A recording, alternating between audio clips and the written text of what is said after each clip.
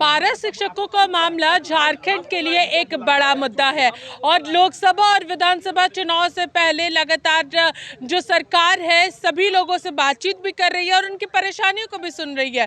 लेकिन आपको बता दें कि जिस तरीके से यहाँ की अगर हम लोग बात करेंगे तो जो यहाँ पर पारा शिक्षक है उन लोगों के साथ पूर्व शिक्षा मंत्री स्वर्गीय जगन्नाथ महतो की वार्ता हुई थी और उनकी वार्ता के बाद ही चीज़ें जो है वो इनके लिए फेवर में आनी शुरू हुई थी।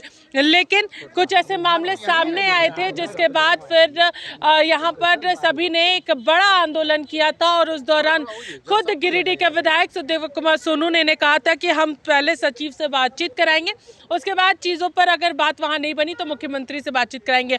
तो उस दिन के बाद ये पहली बार है जब खुद वहाँ पर सचिव के साथ बातचीत हुई है शिक्षा विभाग के, और इस बैठक में खुद गिरिडीह विधायक सुखदेव कुमार सोनू भी मौजूद थे।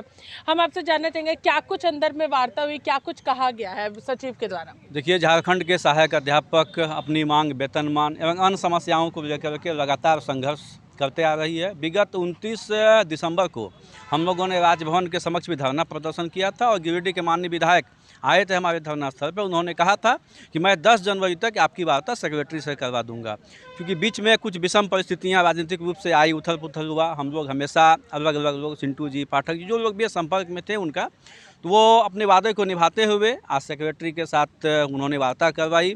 माननीय विधायक विनोद सिंह भी मौजूद थे, विभागीय अधिकारी, परियोजना डायरेक्टर वगैरह भी सब भी थे, बात हुई। और ये कहिए कि इस दौर का एक पहला पॉजिटिव हम लोग मान सकते हैं कि निश्चित रूप से वार्ता हुई है। जो मुख्य बातें थी, लगभग 4-5 संगठनों को बुलाया गया था। सभी का एक जो डिमांड था यूनिवर्सल कहिए कि वेतनमान को लेकर के, हम लोगों ने वेतनमान को लेकर के बहुत मुखरता के साथ अपनी बात को रखी। और अधिकारी गिरिडीह के माननीय विधायक के द्वारा कहा गया ये एक पॉलिसी मैटर है, थोड़ा समय लगेगा, हम लोग देख लेते हैं। अधिकारी के द्वारा वेतनमान को लेकर के हाई कोर्ट में याचिका खारिज का भी हवाला दिया गया। हम लोगों ने कहा कि अल्पसंख्यक एवं संस्कृत विद्यालय में किस पॉलिसी के आधार पे आप लोगों ने वेतनमान दिया है, पुरानी पेंशन की स्वीकृति दी है, अगर वहाँ पॉलिसी बना सकते हैं तो हम लोगों का भी पॉलिसी बनाया जाए। इस मुद्दे पे भी बात हुई। अधिकारी के द्वारा कहा गया है सेक्रेटरी के द्वारा कि हम लोग इस पर भी वर्कआउट करते हैं।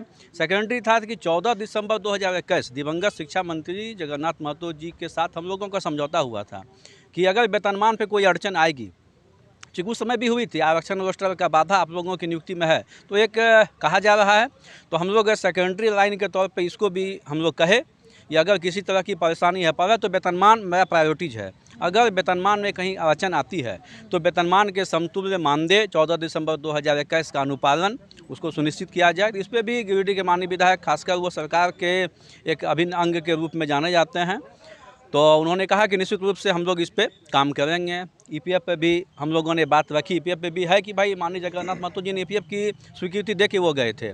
ईपीएफ पे भी कहा है कि ठीक है हम लोग इसको देख लेते हैं। निश्चित रूप से ईपीएफ और अनुकंपा पे बात रखी गई कि अनुकंपा पे जो प्रावधान में है कि भाई दिवंगत कोई भी पारा शिक्षक एक्सपायर करते हैं तो उनके जो आश्रित योग्य होंगे, माने वो ट्रेंड होंगे, टेट होंगे, उनको ही पारा शिक्षक या सहायक अध्यापक पर नियुक्ति का लाभ दिया जाएगा। इस पर भी हम लोगों ने कहा कि निश्चित रूप से इस पर भी सुधार करने की आवश्यकता है।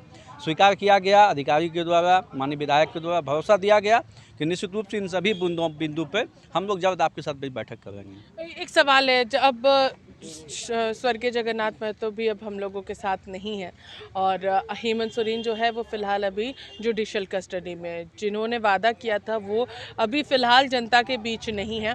चंपाई सोरेन जो है अभी सारी चीज़ों को देख रहे हैं, मुख्यमंत्री हैं, तो उनसे क्या कुछ उम्मीदें आप लोगों को है? देखिए, चंपाई सोरेन जी ने अभी तक ये नहीं कहा है कि मैं चंपाई सोरेन हूँ। उन्होंने हमेशा ये कहा है कि मैं हेमंत पार्ट 2 हूँ। और चेयर पे लोग बदलते हैं, चेयर नहीं बदलता है।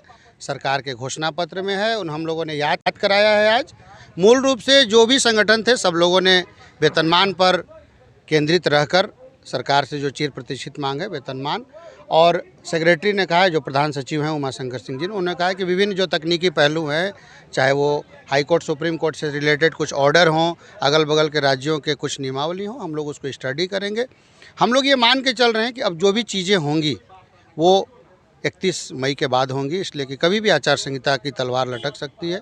और सभी संगठनों ने ये कहा है कि अगर आपको तकनीकी अड़चन आ रही है अगर आप उसमें समय लेंगे वेतनमान देने में तो आप तत्काल जो 2021 के एजेंडे में था भी प्रारूप कि वेतनमान के समतुल्य आप मानदेय दे दें। बाकी जो छोटे छोटे विभागीय मसले हैं उनके लिए हम लोगों ने बात की है। हजारीबाग के डीएससी के लिए भी जो कि लगातार शिक्षकों पर आक्रामक हो रहे हैं, अभी निकलते निकलते भी या घुसने से पहले भी सेक्रेटरी ने भी कहा है कि उन पर कार्रवाई होगी।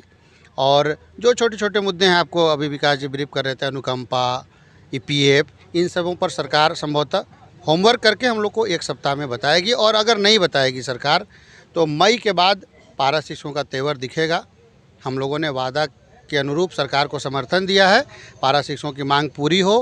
अगर पूरी नहीं होगी, हम लोग लोकसभा चुनाव के आचार संहिता के बाद हम लोग सड़कों पर उतरेंगे। देखिए, बहुत जल्द लोकसभा चुनाव का आगाज़ भी हो सकता है और इसी आगाज़ को देखते हुए यहाँ पर सरकार ने समय भी लिया है और साफ तौर पर पारा शिक्षकों ने कहा है कि हम यहाँ पर समय देने के लिए तैयार हैं, लेकिन इस समय का मतलब ये नहीं है कि हमें आप बैठा करके ही रखेंगे। जो 2021 में वादा किया गया था वो यहाँ पर इम्प्लीमेंट करें। अभी अगर यहाँ पर वेतन नहीं दे सकते तो जो मानदेय पर बात हुई है वो यहाँ पर जल्द से जल्द लागू किया जाना चाहिए।